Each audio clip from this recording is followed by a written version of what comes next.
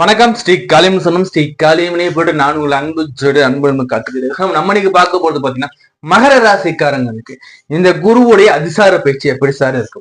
அதாவது மகரத்துக்குன்னு எடுத்து பார்க்கும்போது குரு வந்து 12ஆம் இடத்து அதிபதி, அதே மாதிரி வந்து பார்த்தா 3ஆம் இடத்து விரையாதிபதி, அதே மாதிரி வந்து சகாயத்துக்கு அதிபதி சொல்லுவோம். உங்களுடைய கான்டாக்ட்ஸ் அவங்களுக்கு அதிபதி. இந்த குரு வந்து என்ன சார் பண்ண போறாரு? இந்த அளவு பெருசா நமக்கு வந்து மகரத்துக்கு குரு பண்ணக்கூடியது கிடையாது.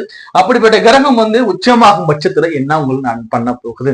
நன்மையை கொடுக்குமா, கெடுதலை கொடுக்குமா, என்ன நம்ம பிரிகேஷன் எடுக்கணும், எப்படி நம்மளோட வாழ்க்கை முறையை மாற்றி அமைச்சமா தெளிவா நம்ம பார்ப்போங்க. அதற்கு முன்னாடி நான் உங்கள்கிட்ட உரிமையாவது ஒன்னே ஒண்ணுதான், உங்களுடைய விலை மதிப்பு இல்லாத அந்த பொண்ணான சப்ஸ்கிரைப் பண்ண எனக்கு கிளிக் பண்ணி கொடுங்க. உங்களுடைய பொண்ணான விலை மதிப்புல பொண்ணை சப்ஸ்கிரைப் பண்ண கிளிக் பண்ணி கொடுங்க. கூடவே வந்து பாத்தீங்கன்னா ஆல் நோட்டீஸோட பெல் பட்டனை கிளிக் பண்ணி வச்சுக்கோங்க. அப்ப நம்ம தரக்கூடிய வீடியோக்கள் லைவ்ல வந்தாலும் உங்களுக்கு உடனே நோட்டிபிகேஷன் வந்துகிட்டே இருக்கும். அதே மாதிரி வந்து பாத்தீங்கன்னா உங்களுக்கு நம்மகிட்ட ஜாதகம் பார்க்கணும்னு விருப்பப்பட்டீங்கன்னா ஸ்கிரீன்ல நம்பர் கொடுத்துருக்கேன், நம்பருக்கு கான்டாக்ட் பண்ணி நீங்க அப்பாயின்மெண்ட்ஸை நம்மகிட்ட பார்த்துக்கோங்க. நம்ம வீடியோவை லைக் பண்ணுங்க, உங்க ஃப்ரெண்ட்ஸ் கூடயும் உறவினர் கூடயும் இந்த லிங்க் வந்து ஷேர் பண்ணி கொடுங்க, அவங்களும் பார்த்து தெரிஞ்சுக்கட்டுங்க. நான் என் தந்தையின் மலடியை வணங்கி கொண்டு இப்போ நம்ம இந்த அதிசார பயிற்சி இந்த மகர ராசிக்கு அப்படின்னு பாரு. மகர ராசி சனியுடைய ஆட்சி நயனா கொண்ட வீடு மகர ராசி. இந்த மகர ராசிக்கு குரு பகவான் அயன சயனம் போக சுகாதிபதி சொல்லக்கூடிய 12ஆம் இடத்த அதிபதி, இளைய சுகாதம் சொல்லக்கூடிய 3ஆம் இடத்த அதிபதி. இப்ப கரண்ட்ல குரு வந்து உங்களுக்கு 6ஆம் இடத்துக்கு வந்திருக்காரு. இவர் வந்து 7ஆம் இடத்துக்கு வர போறாரு. 7ஆம் இடத்துல வந்து இவர் வந்து உங்களுக்கு வந்து என்ன பண்ண போறாருன்னா உச்சமாக போறார். அப்போ இந்த குரு உச்சமாகிறது உங்களுக்கு லாபமாயோ இல்லது நட்டமான்னு பார்க்கும்போது குரு வந்து பாத்தீங்கன்னா பெரிய அளவு உங்களுக்கு பெருசா பண்ண போறதுன்னா 12ஆம் இடத்து அதிபதி இல்லைங்களா, பிளஸ் 3ஆம் இடத்து அதிபதி. இவர் வந்து உச்சமா என்ன நடக்கும்னா உங்களுக்கு வந்து புதுசா இன்வெஸ்ட்மெண்ட் பண்ணலாம், இல்ல புதுசா நம்ம வேலை தொடங்கலாம், இல்ல புதுசா ஒரு கம்பெனி நம்ம வந்து ஜாப் அப்ளிகேஷன் போடலாம், நம்ம புதுசா பைக் வாங்கலாம், ஏதாச்சும் உங்களுக்கு புதுசா செய்யறதுக்கு ஒரு தூண்டுதல் கொடுக்கும். ஏன்னா விரையாதிபதி இல்லையா, உச்சமாகும் போது புதுசாங்கிறத வந்து பார்த்தா உங்களுக்கு வந்து அங்க வந்து அது இன்ச்சு பை இன்ச்சா அது மூவ் பண்ணும். அப்போ நம்ம புதுசா நம்ம ஒண்ணு ஆரம்பிக்கணும்னா நம்மளுடைய பொருளாதாரம் என்ன, நம்மளுடைய நடப்பு சுச்சுவேஷன் என்ன, நம்ம எப்படி இருக்கோம், நம்மகிட்ட காசு பணம் இருக்கா, நம்ம செய்யலாமா, செஞ்சா நமக்கு வந்து நமக்கு வருமானம் வருமா, லாபம் வருமா, இதை நம்ம செய்யறதுக்கு ஏற்றமான சூழ்நிலை இங்க இருக்காங்கிறத பார்க்கணும். நல்ல ஒரு பிசினஸ் போயிட்டே இருக்கும், இந்த பிசினஸ் விட்டுட்டு நம்ம அடுத்த பிசினஸ் போயிடலாம், இருக்கிறத விட்டு பறக்கிறதுக்கு ஆசைப்படுறதுக்கு இந்த காலகட்டத்துல எண்ணங்கள் உதயமாகும். இல்லைன்னா யாராச்சும் ஒருத்தர் வந்து உங்கள்கிட்ட சொல்லிவிட்டு ஒரு மைண்ட் வாஷ் பண்ணிட்டு போகிறதுக்கு கூட வாய்ப்புகள் உண்டு.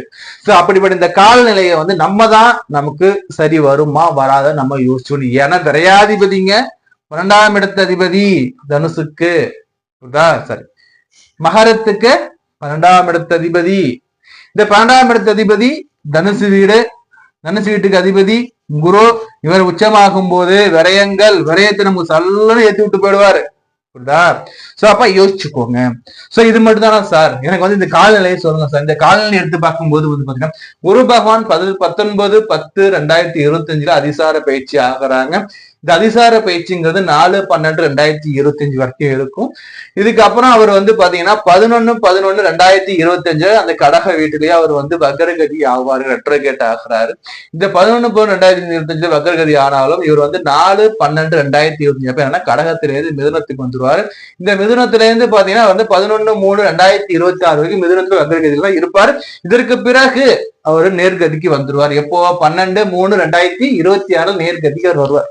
அது வரைக்கும் வக்கரமா தான் இருக்கும். சரி சார், இந்த குருவுடைய அதிசார பயிற்சியில நல்ல ஒரு மோஷன்ல இருக்காருங்க. அப்ப அதிசார பயிற்சியோட பலன்கள் என்ன சார், பார்வைகள் என்ன சார்னு எடுத்து பார்க்கும்போது குரு 11ஆம் இடத்தை பாக்குறாருங்க. குரு 11ஆம் இடத்தை பாக்குறாரு. இவர் எங்க 7ஆம் இடத்துல போயிட்டு உங்களுக்கு உச்சமாகி 11ஆம் இடத்தை பாக்குறாரு. லாபம் பண்ணலாம், எப்படி லாபம் நமக்கு சேர்க்கலாங்கிற ஐடியாக்கள் கொடுப்பாங்க. ஒரு மியூச்சுவல் ஃபண்ட்ல பணம் போடலாம், இல்ல பேங்க்ல வந்து இன்வெஸ்ட்மெண்ட் பண்ணலாம், கைக்கு இவ்வளவு காசு வருது, இந்த காசு நம்ம வந்து இது பண்ணலாம் சொல்லி நமக்கு வந்து பாத்தீங்கன்னா ஒரு தாட்ஸ் கிரியேட் ஆகும். அந்த தாட்ஸை வந்து நம்ம வந்து பாசிட்டிவா நம்ம எடுத்துக்கணும். ஏன்னா தாட்ஸ் நமக்கு கிரியேட் ஆகுது இல்லைங்களா, இந்த தாட்ஸை வந்து இந்த குரு பகவான் கொடுப்பாருங்க. இந்த குருவுடைய காலம் ரொம்ப கம்மியா 22 நாட்கள் தான் இருக்கும். ஏன்னா வந்து 19/10/2025 இருந்து 11/11/2025 வரைக்கும் தான் குரு வந்து நேர்கதி அதிசார பயிற்சி இருக்க போறாரு. அப்ப கொஞ்ச நாள் தான் கொடுப்பாரு. இந்த கொஞ்ச நாள் என்ன பெருசா பண்ண முடியும், ஒண்ணும் பண்ண முடியாது. அதே சமயம் இவங்க விரையாதிபதி.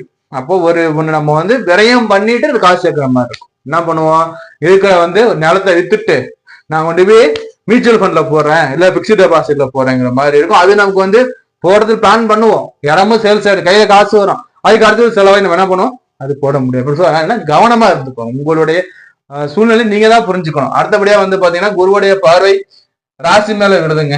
மகர ராசி மேலேயே குருவோட பார்வை விழுது. விரையாதிபதி நேரா பாக்குறாரு. மைண்ட்ல வந்து வேவ்னஸ் இருக்கும். தூக்கம் கூட சில நேரங்களில் கெட்டு போறதுக்கு வாய்ப்புகள் உண்டு. அதே சமயத்துல வந்து சந்திரனை குரு பாக்குறாரு இல்லைங்களா. மகர ராசியா இருக்கீங்க, மகர ராசிய குரு பாக்குறார். குரு பார்த்தால் கொடிப்பா விமோசனம். உங்க மேல இருக்கிற பிரச்சனைகள் இப்ப தீரும். ஏதோ சிக்கல்ல இருக்கமா, அந்த சிக்கல்ல இருந்து வெளில வர்றதுக்கு ஒரு இந்த 22 நாள் உங்களுக்கு ஒரு பாசிட்டிவா இருக்கும். என்ன ஒரு சிக்கல் தான் நீ வெளில வரலாம்.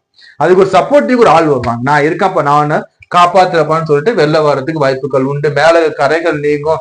உங்களுக்கு ஒரு மதிப்பு மரியாதைகள் உயரக்கூடிய காலமா இருக்கும். அதே சமயத்துல குருவுடைய 9ஆம் பார்வை வந்து பாத்தீங்கன்னா உங்களுக்கு 3ஆம் இடத்துல விழுது. 9ஆம் பார்வை 3ஆம் இடத்துல இளைய சகோதரன் மேல விழுதுங்க. அப்ப இளைய சகோதரன் வாயிலாக இருக்கக்கூடிய பிரச்சனைகள், வம்பு வழக்குகள், அக்கம் பக்கத்து வீட்டின் மூலமா இருக்கிற வம்பு வழக்கு பிரச்சனைகள் நீங்க கூட காலமா இந்த காலகட்டம் இருக்கும். இது 22 நாட்களுக்கு தான் இருக்கும். குரு வக்ரமாகிறாரு சார். வக்ரமாகிற குருவுடைய பலன்கள் எப்படி சார் இருக்குன்னா, குரு வக்ரமாகிறார் எங்க 6ஆம் இடத்துல உட்காந்து வக்ரமாக. 12ஆம் இடத்து அதிபதி 6ஆம் இடத்துல உட்கார். ஒரு மறைவு பெற்ற கிரகம் இன்னொரு மறைவு ஸ்தானத்துல அமர்றது லாபமே. அப்படி எடுத்து பார்க்கும் பட்சத்துல கடன்கள் அடையக்கூடிய காலமா இருக்கும். கடன்கள் அடையக்கூடிய நேரம் காலமா இந்த காலகட்டத்தை நீங்க எடுத்துக்கலாம். அப்போ கடன்ல இருக்கீங்களா, ஓகே, இந்த காலத்துல கடன் அடைக்கிறதுக்கு வாய்ப்புகள் வரும். நீங்க ட்ரை பண்ணும் பட்சத்துல வாய்ப்புகள் வரும். ஃபர்ஸ்ட் கடன் அடைக்கிறதுக்கு ஒரு சோர்ஸ் கொடுப்பாங்க. ரெண்டாவது உடல்ல இருக்கக்கூடிய நோய்கள், தீரா நோய்கள் ரொம்ப காலமா உடம்புல இருக்கு சார்னா அந்த உடலில் இருக்கக்கூடிய தீரா நோய்கள் உங்களுக்கு ஃபர்ஸ்ட் நீங்கும். உடலில் இருக்கக்கூடிய தீராத நோய்கள் உங்களுக்கு நீங்கும். சொல்லுவாங்க இல்லைங்களா, நோய் நொடி பிணி பீடை, இந்த பிணி பீடைகள் விலகக்கூடிய காலமா உங்களுக்கு இருக்கும் இந்த காலகட்டத்துல. அதே மாதிரி 6ஆம் இடத்துல குரு பகவான் வக்ரமா இருக்க காரணத்தால கடன்கள் அடையும். அதே சமயத்துல புதிய கடன் வாங்குற எண்ணமும் வரும். புதிய கடன் நீங்க லட்சக்கணக்கில் வாங்குறீங்களா, நாங்க தர்றோம்னு சொல்லிக்கிட்டு ஆளும் நபரும் கூட விடுறாங்க. அப்போ புதிய கடன் வாங்கக்கூடாது. இருக்கிற கடனை மட்டும் அடைங்க போதும். உடல்ல வந்து சற்று நோய்வாய்ப்படுற அமைப்பு இருக்கு. ஏன்னா உள்ளுக்குள்ள நோயை வெளில கொண்டு நோயை வந்து நிவர்த்தி பண்ணி உங்களை ஆரோக்கியமா வைக்கிறதுக்கு வாய்ப்புகள் உண்டு.